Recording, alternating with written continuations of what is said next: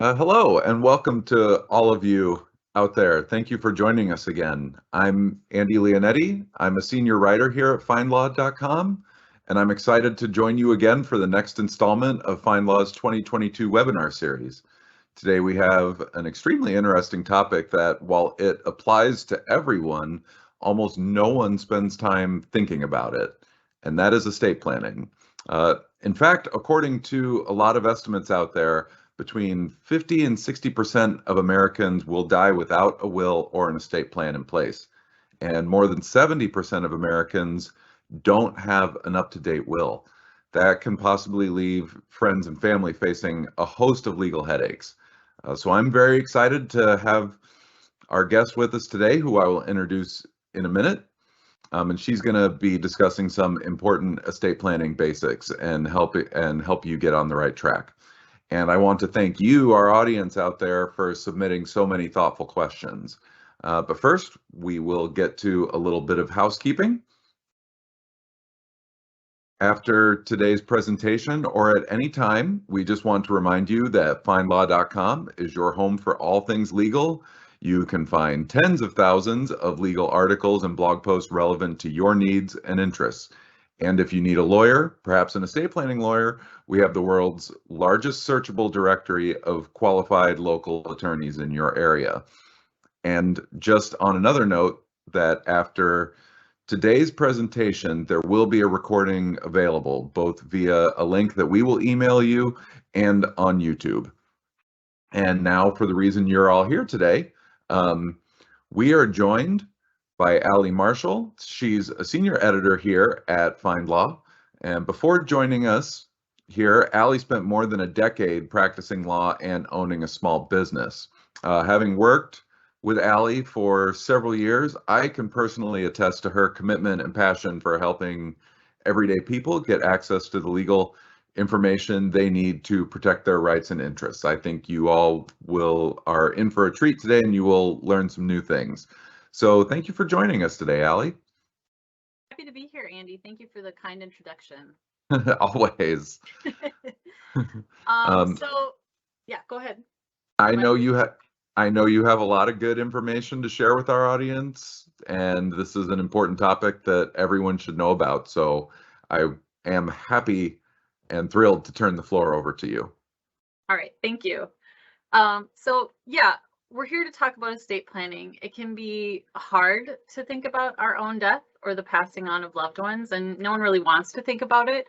But it is actually important to plan because, like it or not, we all will be faced with this issue at some point in our lives. So, what is an estate? At a basic level, an estate is your stuff, your belongings, the property you own, your money, your retirement accounts, personal belongings, among other things. And when you pass on, your loved ones will want to know what your plan was for all of that and who you want it to go to, how you want it to be handled. An estate plan includes decisions about all your stuff and then adds on other planning tools to address certain issues, like who takes care of your children if they're minors when you pass away. So let's talk about next, like what an estate plan is. Again, who makes decisions about your finances, about your children if you're incapacitated and unable to make those decisions, and what happens if you're ill and can't make them about your health care? An estate plan can include a lot of different planning tools, many of which are legal and financial in nature.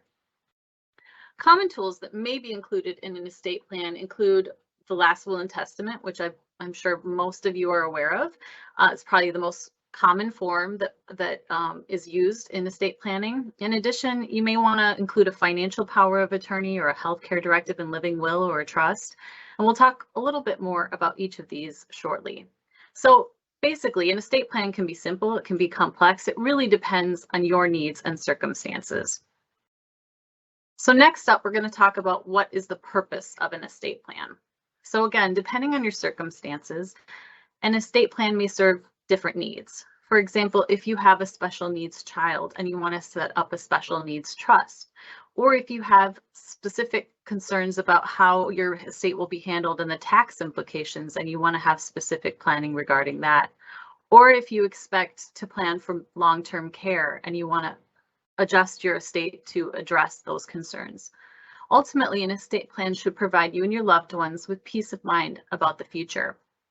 Common concerns you may address with the estate plan: again, financial affairs, getting them in order, considering all of the property you own and making lists, whether it's real estate, it's personal property, artwork, valuables, the family heirlooms.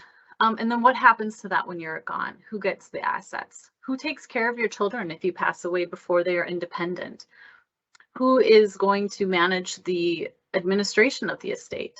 And what are your wishes with regard to funeral arrangements? Even something as simple as updating your beneficiaries on your life insurance can be considered part of your estate planning. You can also address issues that may arise before you pass away, such as who will make decisions if you become incapacitated. And incapacitated means unable to make decisions for yourself.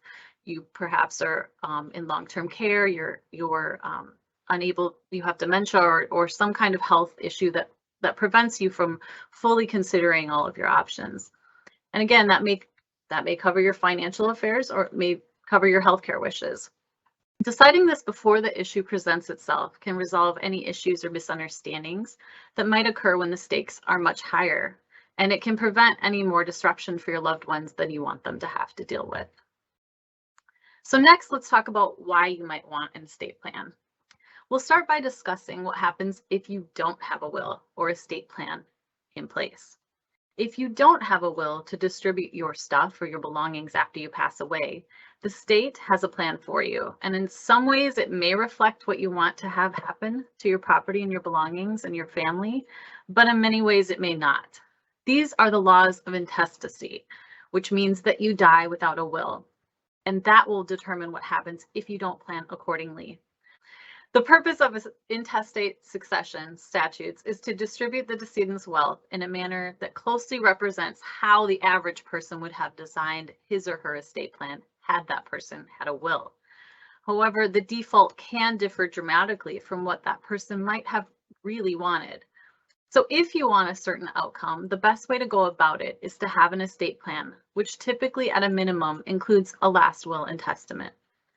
With additional tools such as the living will or the power of attorney or even a trust, you can get a lot of peace of mind before any issues arise by planning for certain potential outcomes, again, such as incapacity, illness, or long-term care needs. The general idea is don't make your loved ones fight over something that you could have addressed ahead of time. Again, not a pleasant thing to think about death or incapacity, but it's also unpleasant to think about your loved ones fighting about what should happen in the absence of any of your instruction. So let's move on and talk about the specific tools that make up an estate plan. The most common tool, again, that most of you are probably familiar with is the last will and testament, which again is the most common document used in an estate plan. According to some sources, as Andy mentioned, up to 57% of American consumers do not have a will, and up to 69% of parents with children under the age of 18 do not have a will. So you're here, you obviously understand the importance of estate planning, but like a large majority of Americans, it may just be a question of follow through. So what is a last will and testament? A last will and testament is a document that sets forth what you own, what property you own, and who you want it to go to. It also sets forth the executor or the personal representative, who is the person who's in charge of administering your estate, the person to help guide it through the process to make sure that your wishes are honored. A will can set forth, again, personal property items such as art, jewelry, china, and outline who gets what items, as well as real estate. You can also set forth, you may also want to set forth what happens if you have minor children when you pass away and who will care for them. This is the guardian designation that you can set forth. You can also nominate that same person or a different person to manage the minor children's financial matters until they are of age. Pets may also be considered in a will, along with any amount you may want to set aside for their care. You can nominate somebody who will get your pet if you pass away before they do. So a will can include a lot of the things, all of the aspects of your life that you want to tell people how you want it to be handled going forward after your passing. It can be a short document, very simple and straightforward, depending on your circumstances, or something more lengthy and complex.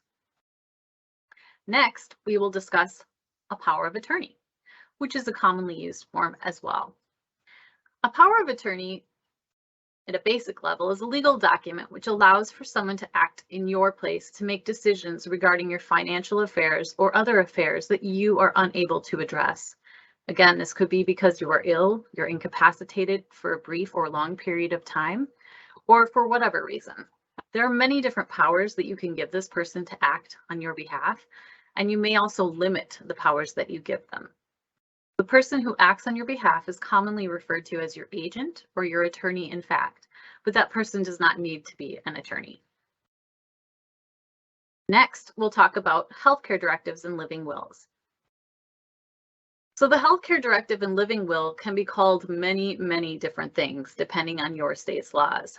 For example, some of the commonly used terms are advanced directive, an advanced directive for healthcare, a healthcare power of attorney, a healthcare directive, a living will, but no matter what it's called, the result is essentially the same in each state. This document will address your wishes regarding your healthcare, your treatment options, and even what you want to have happen with your organs or your body after your death. You can appoint an agent to act on your behalf to make these decisions according to your wishes. It may be a family member, it may be a friend. You may also give this to your primary healthcare provider so they know your wishes.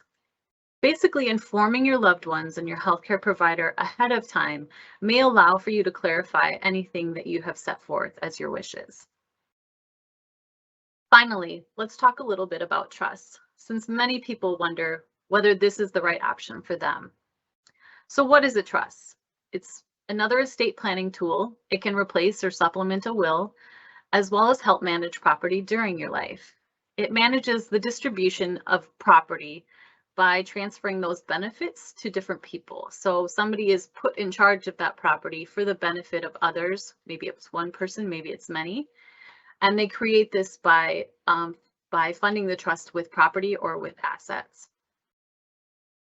The trusts create a fiduciary relationship that runs from that trustee who's managing it to the beneficiary, the person who's benefiting from that trust. And the trustee must act solely in the best interests of that beneficiary when dealing with the trust property.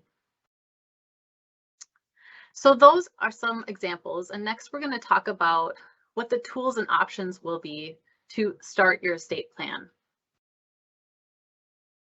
So next question, what are the options? How do you prepare yourself? How do you start planning? Again, this will largely depend on your own circumstances or your concerns.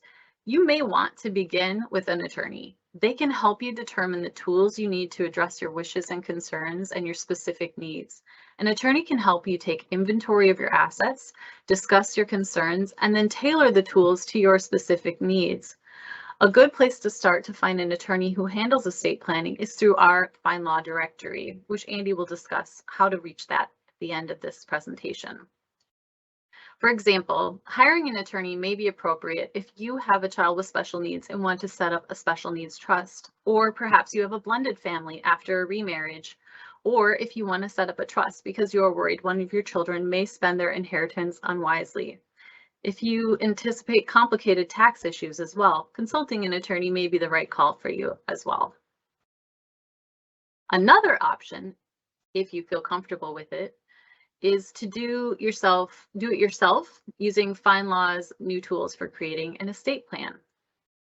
So FindLaw's Form Builder walks you through a questionnaire where you answer questions and make choices about how you want things to go. There's a package plan which includes the last will and testament, the power of attorney, and the healthcare directive and living will, or you can purchase one or a combination of a couple of forms depending on your goals. These forms were developed after a comprehensive legal review of the laws in each state and based on the applicable laws in each state.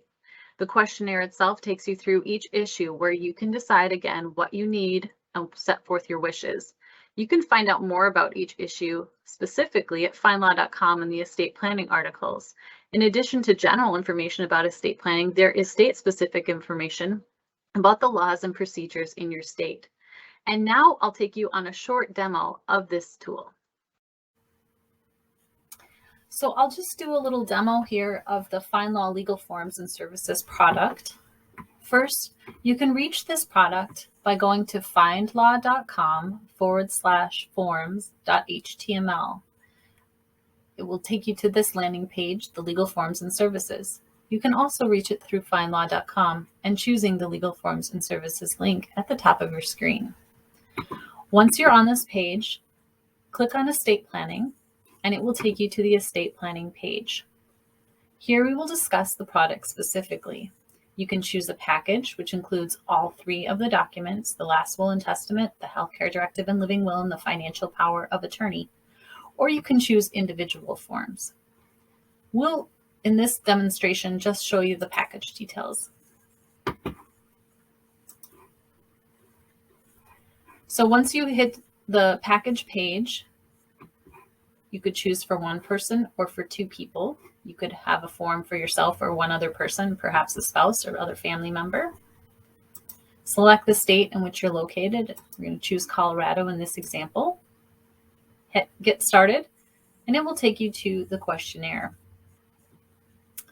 In the questionnaire, it will ask you specific questions relating to topics that you can answer in order to create your own estate plan. This is the do-it-yourself option. While you're filling out information, you can also use the preview mode, which will show you as your answers populate in the form itself. Once you have completed the questionnaire, you can download the documents after purchase and then execute them on your own for a set of estate planning documents. There is also the option of choosing individual forms, as I mentioned. And again, you're choosing a state-specific form, and it will ask you the questions that are associated specifically with that form instead of all of the questions. Again, you can use the preview so that you can see the document. That won't populate until you have filled it out, but here you go. So as you fill out your answers, it will display them in here. So you can see it as you're working through the document. So that is just a short demonstration of the FindLaw Legal Forms and Services product and the form. All right. Thank you so much for your time. That is a very brief overview of estate planning. We have a lot more content and information about your specific questions at FindLaw.com, but now I'd welcome any questions if you have them. Yeah, thank you for that. Thank you for that, Allie. Topic to start thinking about. I know it's not something personally that that I have done myself. It's just one of those things that's really easy to kind of fall down your to-do list, and no one really wants to think about some of these hard decisions that you were just highlighting. But I think you've emphasized just how important it really is, and we really should find a word other than intestacy that is much easier to say. Yeah, I think I even stumbled over it today. If I want to thank again our audience for submitting questions. We got a lot of questions, and we will not have time to get to all of them, but we will provide some resources in email that we will send out after this presentation. And one of the questions that I think a lot of people asked is, say now you're ready to start. Say they just listened to this and they're like, okay, I'm ready. What should they be thinking about and taking stock of, whether they're sitting down to do a form or they're getting ready to meet with an attorney? Yeah, I mean, just deciding to do it is such an important first step. And then, really thinking informally about what you want to have happen, what might happen, and then what you want the result to be. What would be a positive outcome for you and your family? You want to make a list of your assets and belongings. It might be easier to take pictures or video if that's, easier to get a handle on what you have in your house or whatever. You want to also talk to your family and loved ones about what your wishes are. Consider their input and ideas if you want, but also make it known to them what your plan is so that it's not a surprise. Talk to anyone you want to name as an agent or a personal representative, for example, or even a charity if you are going to name them as a beneficiary. For financial assets, listing account numbers and other specifics is very helpful. You want to document your digital assets, which is much more of an issue now, and making sure that everyone understands how to get into those accounts and what the passwords are, etc. For beneficiaries or executors or agents, again, it's helpful to know their current contact information also. Okay, cool. And I think good. Thank you for mentioning the charity, because we did have some questions about that, and it is important to note that in a will you can leave whatever you want to charitable organizations, nonprofits. It doesn't all have to go to friends or family. That's correct. If you have assets to pass on, they do not need to go or that you can make the option to elect to grant a portion of that to charity. Okay. And then the next question is, how do you know, if you were just talking about FindLaw legal forms and services, how do you know if that is right for you? It really comes down to an issue of comfort. You should do what you're comfortable with, what you feel good about. If you have a lot of questions and you really feel like you want to have an attorney walk you through each step of it and consider all your options, then an attorney is maybe the route to go, and do it yourself option may not be right for you. Again, if you have a complicated life situation, same kind of thing to get better peace of mind. But if you have a good handle on your issues, on your assets, and what you want to have happen, then do it yourself may work for you. You can also pursue a hybrid option, honestly, of a do-it-yourself product and getting the advice of an attorney. There is really no one-size-fits-all approach. Great. Another good question here is, I mentioned at the top of this webinar that about 70% of people in America don't have an up-to-date will. And, I'll share with the audience, I'm 39. If I do, I'll always be 39. But if I do my will now, I know a lot of things are going to change over the coming decades. Those things can include, divorce or changing jobs or even winning the lottery. I hope. So how do you change your plan if you already have one?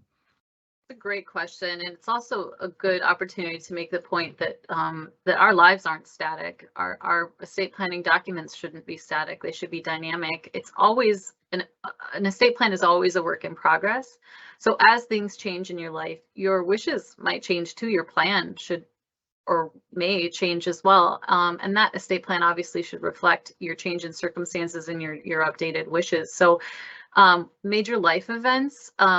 Birth of a new child, marriage, divorce, remarriage, receiving an inheritance, additional assets or income that you haven't considered, different tax needs, all of these might trigger a reevaluation of your estate plan. And it's always a good idea to check in with your attorney if you're working with one, to see if you need to make an update, or if you have a change in life circumstances.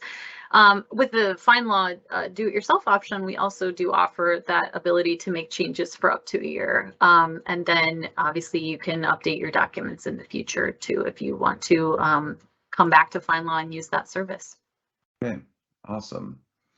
And another great question. We got a lot of versions of this question, and many people were asking the same question many different ways, which is, I think a lot of people may think that estate planning doesn't apply to them because they don't have enough. And so how much does an estate need to be worth to warrant estate planning?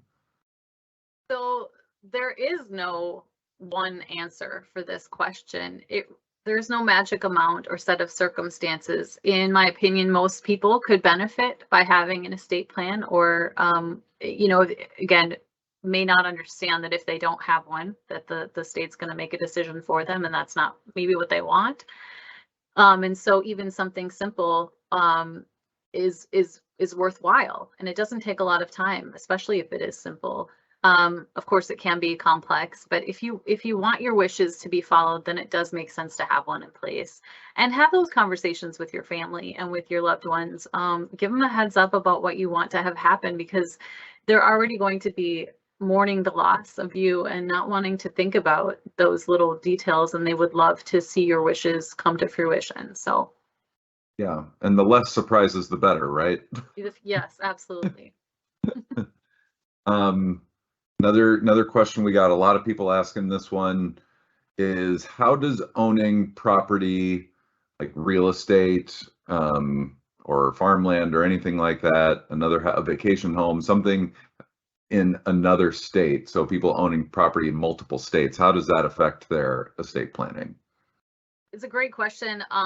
If you do own property in multiple states, it will affect how the property passes or how that transaction occurs. So depending on the type of property, it's probably a good idea to get the advice of an attorney in each state where the property is located. Okay. Then you touched on this a little bit earlier, but how do you know if a trust is right for you versus just a last will and testament? Again, it's one of the each one is one of the tools in the toolbox of an estate plan. So again, the purpose of a will is to specify who's going to be entitled to certain assets after your death. The trust can do the same. They do it in a different way. Executors, personal representatives, also named in wills, obviously, and they're ensuring the property is distributed appropriately, whether it's through the testamentary capacity, which is in the will, or maybe it's in a trust. And a trust can be an important tool for anyone looking to help manage money and property during their lifetime or after. It can be a good tool to use in planning what will happen when you pass away, because maybe you want to, your family will inherit from you, but maybe you don't want them to have to go through the probate process, or it can provide certain tax benefits. You can manage money for minors, that kind of thing. So trusts, there are so many different kinds of trusts, so many different ways that they can achieve the objectives that you have. It's really one of those issues where it's important to consult with a lawyer to see which option is appropriate for you. Okay, awesome. And then what are some of the most common misconceptions and pitfalls that we see when it comes to estate planning? Not having one, that you only need one if you have a lot of money, that you only need to plan for your death and not for any potential disability or incapacity. I think that's a big one. That it has to be complicated, that you only need a will, and that things will just kind of work out. Yeah, don't count on things just working out. So thank you. I think that'll help our listeners get a bit of a leg up on everyone else out there who hasn't started yet. Yeah. And thank you so much for joining us today, Allie. And I want to send a huge thank you to all of you out there for listening in. Again, you can learn more at www.FindLaw.com. And if you need to find a lawyer near you, you can head to lawyers.findlaw.com. It's a huge directory. There are lawyers in your neighborhood just waiting to hear from you, and you can find them there. Or if you are interested in learning more about our new legal forms and services, you just go to FindLaw.com and you click on that legal forms and services link right at the top of the homepage.